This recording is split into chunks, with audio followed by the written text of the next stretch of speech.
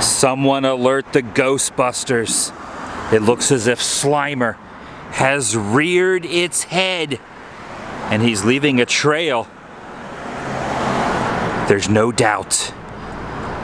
It's him. Welcome everyone, Adam the Woo here. We're gonna cover a wide variety of locations and topics as I wander around streets and roads that I am not really that familiar with. It's my second channel, daily vlog channel, but you learn by doing and you immerse the senses by wandering. I just made that up. It's TheDailyWoo. I think my favorite jingle off the album Lights Camera Revolution is a song called You Can't Bring Me Down. And they shot the cover right up there. Pretty freaking cool. And what is pretty much par for the course in this neck of the woods, they have their own set of handprints on the ground.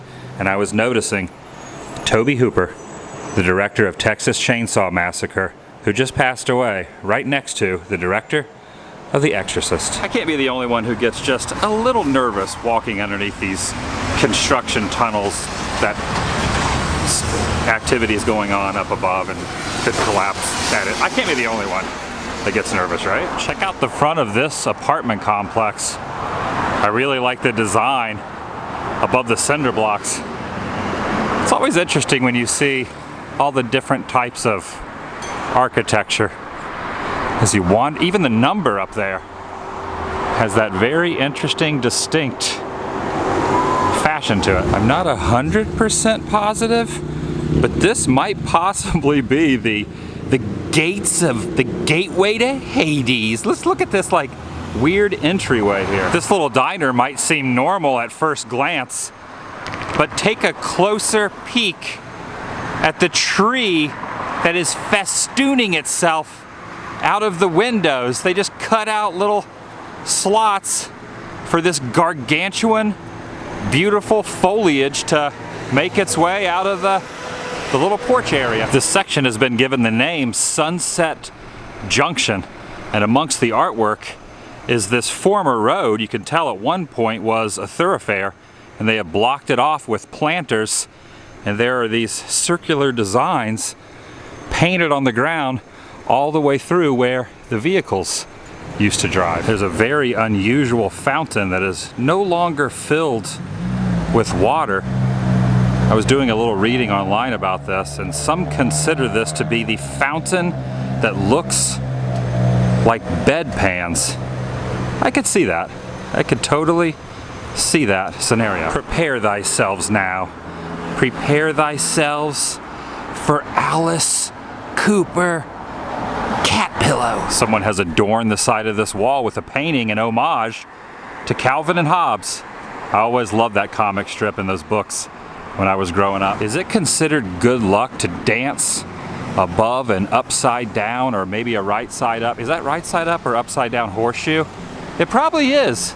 It probably would be beneficial to do. Wait a second. Tim Tracker? Koi fish are not only beautiful in water, but also on the sidewalk. And I was correct about the name of this place. They do title it Sunset Junction. Whoa, this gentleman is looking very majestic. Very majestic and very biblical indeed. Classic car alert. Check this bad boy out. Impressive. Most impressive. I pointed this out in the past, but I'm noticing a theme all around Los Angeles. You see these little placards on the sidewalk. Private property, permission to pass, revocable at any times. Just on the normal sidewalk where people wander. At any moment they could just say, "Get lost, pal." From the top of this slight embankment, you can get a perspective of where the Hollywood sign is and the Griffith Observatory. Now I'll break out the zoom lens and get a little closer. Dun dun dun dun dun dun dun dun dun dun dun dun dun dun dun.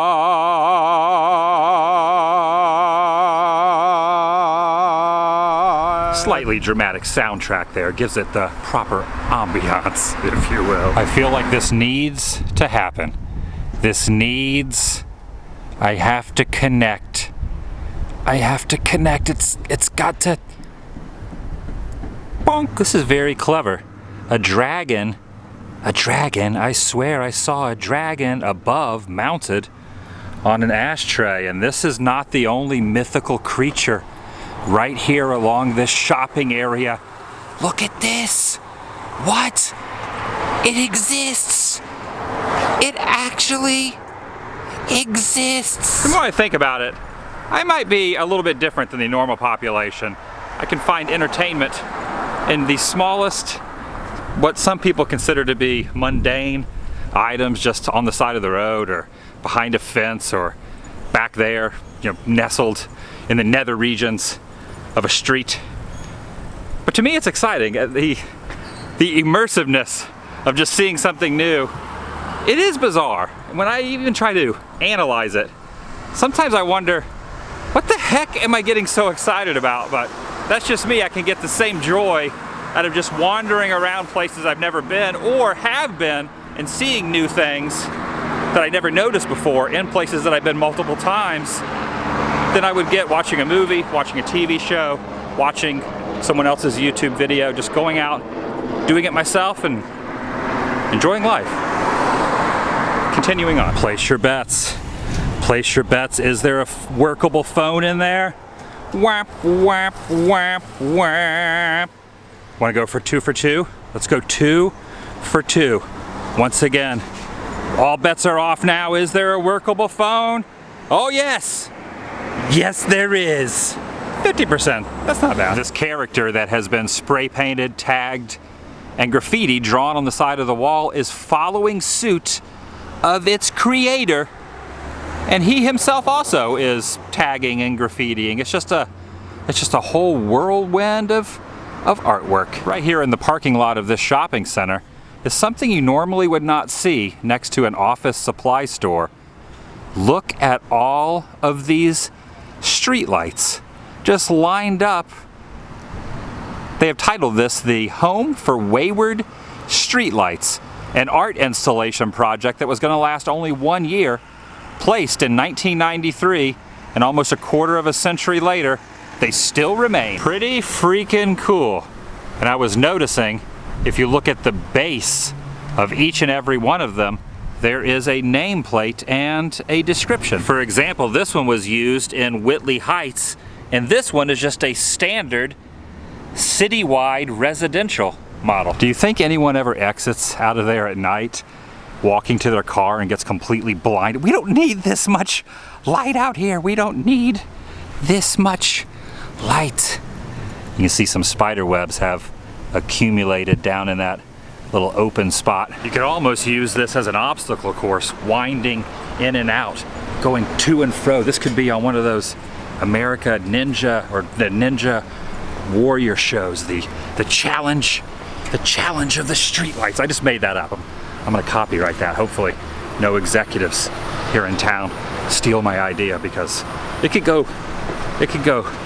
Okay, that guy is looking at me very awkwardly. One last look at the Home for Wayward Streetlights, and I did count them. There are 25, which makes next year the anniversary. Will they start adding more on year 26? Let me rephrase that. I was confused and a little thrown off by the two gentlemen sitting on the sidewalk directly behind me, and I'm going to paraphrase in a nicer, gentler fashion of what they said. Excuse me, sir, why are you taking photos in this parking lot? And that is the family-friendly version. What I was trying to say is there were 25 streetlights. It's almost a 25-year anniversary. That, kind of ironic. Isn't it ironic? Don't you think? And next year, will they start adding additional ones to coincide? Hopefully that makes a little more sense. You might think this gentleman has a lot of pets, but in reality, he works for a company that walks dogs, and you see that in a lot of bigger cities.